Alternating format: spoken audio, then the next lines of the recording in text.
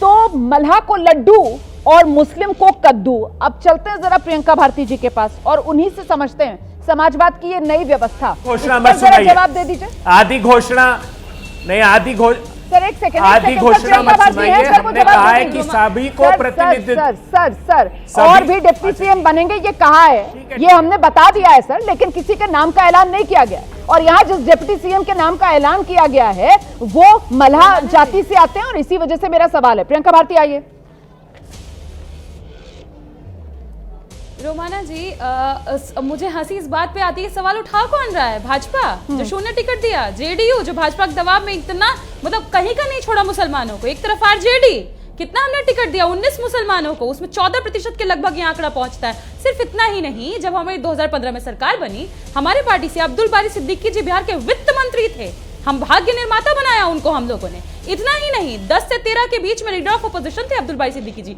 यही नहीं, जो हमारी पार्टी है, राष्ट्रीय अध्यक्ष के बाद जो दूसरा सबसे अहम पद होता है महासचिव का, उस पोस्ट पर अब्दुल बारी सिद्दीकी जी हैं। सिर्फ यही नहीं, पहली बार जब वीपी सिंह की जनता दल की हमारी सरकार बनती है, उस सरकार में गृह मंत्री हमने बनाया मुफ्ती मोहम्मद सईद जी को। और उसके बाद जब देवेगौड़ा जी की हमारी दूसरी बार सरकार बनी, हमने गृह राज्य मंत्री बनाया तस्लीमुद्दीन साहब जी को।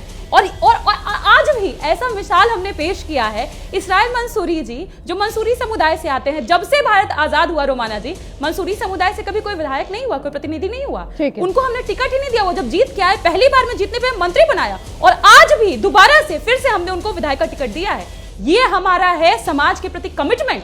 जहां ये बोलते हैं मुसलमानों को नमक हराम गिरिराज जी मोदी जी के शह पे, वो तो बिहार में नहीं चलेगा। तो जहां जेडीयू के सांसद बोलते हैं हम यादव मुसलमान कुशवाहा का काम नहीं करेंगे, वो तो नहीं चलेगा। ठीक है, तो डॉक्टर संजय कुमार, फिर ये जो सोशल हाँ, मीडिया पर पोस्ट किया है, मैं ऐड ऑन करूंगी। बस एक बात, बस चित्रा जी, बस एक बात रोमाना जी, बस एक बात, क्योंकि सम्राट चौधरी जी का आपने यहाँ पे विजुअल चलाया।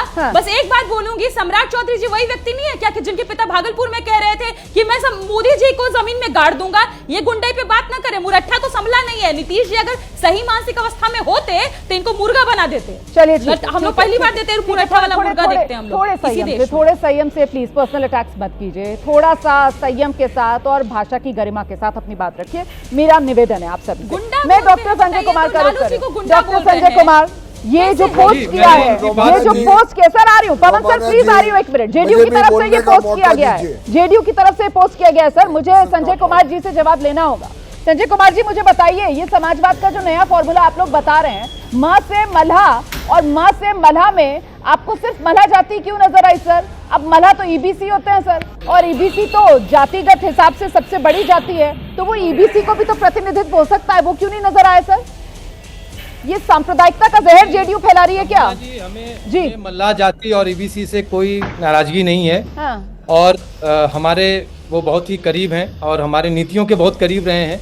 और जहाँ तक इस पोस्ट की बात है, इस पोस्ट से ये समझा जा रहा है या समझाने की कोशिश की जा रही है कि जिस माई फार्मूला को लेकर तेजस्वी जी और उनकी पार्टी, उनका जो समाजवाद, जो वो ये बताते हैं कि मुसलमान उनके सबसे बड़े सपोर्ट बेस और वोट बैंक हैं, उनको उन्होंने छोड़ दिया, उनको इन लोगों ने छोड़ दिया। एक तो इनका समाजवाद जो है वो पारिवारिक समाजवाद है, वो परिवार को बढ़ाने वाला समाजवाद है। लालू जी का जो समाजवाद रहा है, जो कहते हैं कि गरीबों का मसीहा है, इन्होंने सिर्फ अपने परिवार के लोगों को बढ़ाया है। ठीक है, सिर्फ और सिर्फ तेजस्वी ही क्यों? मैं पवन वर्मा जी का रुख कर रही हूँ, मैं पवन वर्मा जी का रुख कर रही हूँ। पवन वर्मा जी, ये जो सोशल मीडिया पर पोस्ट किया है, इसे इस रूप में नहीं देखा जाना चाहिए कि माँ से मल्हा को लड्डू दे दिया, ये मल्हा, और मल्हा तो ईबीसी में आता है, पूरी ईबीसी जाति के अपमान के तौर पर नहीं देखा जाएगा। ये मुसलमान को कद्दू कह रहे हैं, मल्हा को लड्डू कह रहे हैं, मतलब ये कहने की कोशिश क्या कर रहे हैं? नहीं रोमाना जी, देखिए सीधी सीधी बात है, बिहार की दयनीय दुर्दशा देखिए। एक तरफ तेजस्वी यादव है, वो 9th पास है, न तो वो जेनजी की आकांक्षाओं का प्रतिनिधि है, न लालू यादव के सामाजिक न्याय का प्रतिनिधि है। वो एक बेटे हैं एक लीडर के, इसलिए जहां हैं वो हैं। और उनको ना यादवों की फिक्र है, ना मुसलमानों की फिक्र है, अपने परिवार की फिक्र है। और उनका जंगल राज आज भी बिहार के सब लोग को याद है, जब वो भ्रष्टाचार और अपराध के बारे में बात करते हैं तो अटपटा लगता है। दूसरी तरफ कौन सर है? एक सेकंड, यही तो विडंबना है बिहार की। सर मुझे दूसरी काउंटर तरफ करना है, सम्राट चौधरी सर मुझे काउंटर करना है, सम्राट सर मुझे चौधरी। काउंटर करना है। आपने यार, कह आप दिया पूरी बात तो बोलने ही नहीं देती सर हैं आप। आधी बात पर ही काउंटर बनता है ना सर। आपने आरजेडी का यहाँ पर जिक्र कर दिया, महागठबंधन का यहाँ पर जिक्र कर दिया, और एमवाई को लेकर जब आपने सवाल उठाया तो सर एमवाई के हिसाब से ही राजनीतिक प्रतिनिधित्व तो दे रहे हैं ना वो मुसलमानों और यादवों को। एमवाई के हिसाब से ही मुसलमान और यादव महागठबंधन में सर करीब 50% उम्मीदवार यादव और मुसलमान ही हैं सर। बाकी कौन से दल ने मुसलमानों को या यादवों को इतना राजनीतिक प्रतिनिधित्व दिया है उम्मीदवारों एक ही पार्टी है। रोमाना जी अपना लंबा प्रश्न थोड़ा सा छोड़िए, समय कम है जी। एक ही पार्टी है जनस्वराज, जिसने सार्वजनिक रूप से कहा है हाँ। आबादी के अनुसार हम सीटें देंगे, इसलिए 35 सीटें से ज्यादा मुसलमानों को मिली है, ईबीसी को सबसे ज्यादा सीटें मिली है। हमने जो कहा है वो करके दिखाया है। और जहां तक मैं बात कंप्लीट कर रहा था, दूसरी तरफ कहां से लीडरशिप आएगी? एक तरफ तो तेजस्वी यादव जी है और दूसरी तरफ सम्राट चौधरी मैट्रिक का सर्टिफिकेट नहीं दे सकते, पढ़े लिखे नहीं है, झूठ बोला है सर्वोच्च न्यायालय को, इलेक्शन कमीशन को। वो अपराध के नरसंहार की वजह से जेल में थे, झूठे सर्टिफिकेट पे निकले हैं। अब बिहार के सामने ये विडंबना है कि इनसे मोक्ष कैसे पाए। जनसुराज 240 सीट पे प्रशांत किशोर के साथ इसलिए लड़ रहा है कि बदलाव की जरूरत है। अब सब लोग बदलाव की बात कर रहे हैं जब से प्रशांत किशोर ने किया है।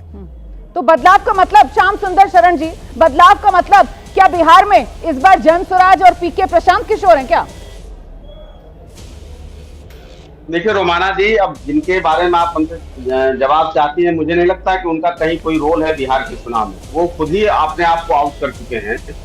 जनसुराज के कोई बड़े नेता चुनाव नहीं लड़े, न उनके राष्ट्रीय अध्यक्ष, न प्रदेश अध्यक्ष, न उनके जो तथाकथित जो कहे जाते हैं कि जनसुराज के जो पुरोधा है।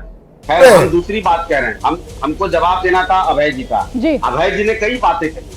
अभय जी को जवाब इस बात का देना चाहिए कि कांग्रेस पार्टी के जो उनके राहुल गांधी जो आकर यहाँ पर कई तरह के ज्ञान दे रहे थे और अति पिछड़े की बात, दलितों की बात करने वाले थे, इनको पूछिए कि कितने टिकट इन्होंने अति पिछड़ों को दिया, कितना टिकट इन्होंने पिछड़ों को दिया। टिकट देने के बारे में फिर इन्होंने सवर्णों को ज्यादा टिकट दिया, अति पिछड़ों को उनसे आधे से भी कम टिकट दिया। और ये बात कर रहे कर्पूरी ठाकुर, 6 टिकट अति पिछड़ों को, 19 टिकट सवर्णों को। इनके पास जवाब नहीं होगा। ये जो समाज में जिस तरह का आग लगाना चाहते हैं सर, इन्होंने तो डिप्टी सीएम, मैंने वही तो कहा, इन्होंने तो डिप्टी सीएम अति पिछड़ा घोषित कर दिया सर। क्या ये इनका मास्टर स्ट्रोक माना जाएगा या नहीं? बस मैं आपसे जानना चाह रही हूँ, क्योंकि अभी देखिए जो आपकी सरकार का फॉर्मूला चल रहा है उसमें सीएम वो ओबीसी सर, डिप्टी सीएम सम्राट चौधरी वो भी ओबीसी सर, और दूसरे जो डिप्टी सीएम है वो सवर्ण सर। तो इस वाली जो सरकार में, एनडीए की अभी जो सरकार है, इसमें तो EBC sir CM deputy CM के पद से ही दूर है। लेकिन यहाँ महागठबंधन ने इसे क्यों ना मास्टर स्ट्रोक माना जाए कि उन्होंने अपना सीएम ओबीसी डिक्लेयर कर दिया है और डिप्टी सीएम वो ईबीसी डिक्लेयर कर रहे हैं सर। एंगल ये भी हो सकता है। रोमाना जी ये बेवकूफ बनाने वाला चश्मा जो ये लेकर घूमते हैं, क्या बिहार इतना बेवकूफ है क्या? अरे भाई, आप जब उप मुख्यमंत्री की घोषणा कर दिए, मुख्यमंत्री की घोषणा कर दी, जो होना नहीं है। अरे कुछ विधायक होना है, जब उस विधायकी के टिकट को आप नहीं देंगे, विधायकी का चुनाव नहीं लड़ने देंगे, आप कितनी हिस्सेदारी की बात करेंगे? आप चुनाव के पहले कुछ और बात, चुनाव में टिकट देने में कुछ और बात। ये कर्पूरी ठाकुर की बात करें, कर्पूरी ठाकुर को भारत रत्न किसने नहीं दिया? कर्पूरी ठाकुर को सबसे ज्यादा बेइज्जत कांग्रेस पार्टी ने किया। लालू प्रसाद यादव जी की उत्पत्ति कांग्रेस पार्टी के खिलाफ हुई। मंडल कमीशन का सबसे ज्यादा खिलाफत सड़कों पर कांग्रेस पार्टी ने किया। पूरे बिहार को लहूलुहान करने का काम 90 के दशक में कांग्रेस पार्टी ने, लालू यादव के अपोजिशन में रहकर, दोनों कह लीजिए कि वो जो ताजा, मैं जवाब ले रही हूँ सर। तो प्रियंका भारती, ये फॉर्मूला क्लिक होने से पहले ही फुस हो गया है। मतलब ओबीसी सीएम और डिप्टी सीएम हमारा ईबीसी होगा अगर हम जीतेंगे, मतलब ये फॉर्मूला ही फुस हो गया है। ये सिर्फ और सिर्फ आप हसीन सपने दिखाने का काम कर रहे हैं, हवा हवाई वादे हैं, क्योंकि सत्ता में आपको आना नहीं है। प्रियंका भारती, ये हसीन सपना जानते हैं जिसको कह रहे हैं मुंगेरी लाल कमीशन को, हसीन सपना वो है, और सपने को पूरा करने के लिए तेजस्वी जी आ रहे हैं बिहार में, ताकि वो हसीन सपना पूरा हो और जितने भी वंचित शोषित तबके के लोग उनको उनका अधिकार मिले, प्रतिनिधित्व मिले, एजुकेशन सेक्टर्स में उनको अपना एम्प्लॉयमेंट मिले, आईटी सेक्टर्स आए, हब आए, हमारे पास एग्रो बेस्ड इंडस्ट्री सेटअप हो, जो ये नहीं कर पाए, इनसे पूछिए ना। प्रियंका भाभी होगा कैसे? क्योंकि आज भी बीजेपी की तरफ से कहा जा रहा है आरजेडी का मतलब है आर रंगदारी, जे जंगल राज, डी दादागिरी। वो आज भी यही याद दिला रही है ना बिहार की जनता को। आप मुस्कुरा रही, वो आरजेडी का ये मतलब बता रहे हैं। और हम अगर ये कुछ भी अगर फॉर्मुलेट कर देते हैं तो हम तो एकदम एग्जैक्ट एक्यूरेट फॉर्मुलेट कर देंगे। बीजेपी बलात्कारी जानलेवा पार्टी, जहां पे सारे के सारे नेता इनके ऐसे हैं कि 1000-2000 महिलाओं का मॉलेस्टेशन करते हैं, और उस नेता के लिए प्रधानमंत्री जाते हैं, बोलते हैं रेवन्ना को वोट दीजिए, मोदी मजबूत होगा। बात तो बिहार ऐसी पार्टी है, और जनता विश्वास आप पर क्या करेगी? हंस रही है, और ये आरजेडी इतिहास आप ही की पार्टी के राज का बता रहे हैं ना। जल्दी से मुझे लास्ट कमेंट लेना होगा। प्रेम शुक्ला जी आइए, जवाब दीजिए। नहीं एक मिनट, प्रेम शुक्ला जी, मैं बस इतना ही। Prem Shukla ji sir, please sir, Shyam Saran sir please. जी प्रेम शुक्ला जी जवाब दीजिए। जी,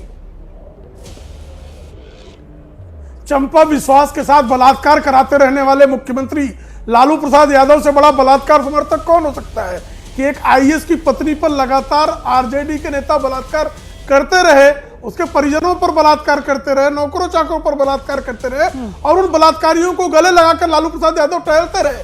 तो इतना बड़ा बलात्कार समर्थक और कौन है, मुझे कृपा करके बताइए। जो कुछ चारा चोर सजा याफ्ता हो, उससे बड़ा चारा चोर कौन इस देश में? सजा याफ्ता स्वयं राष्ट्रीय अध्यक्ष हो, उससे दावों का दंगल यूं ही जारी रहेगा। वार पलटवार ये जोरदार है। बहुत बहुत धन्यवाद आप सभी का आज की इस चर्चा में हमारे साथ शिरकत करने के लिए।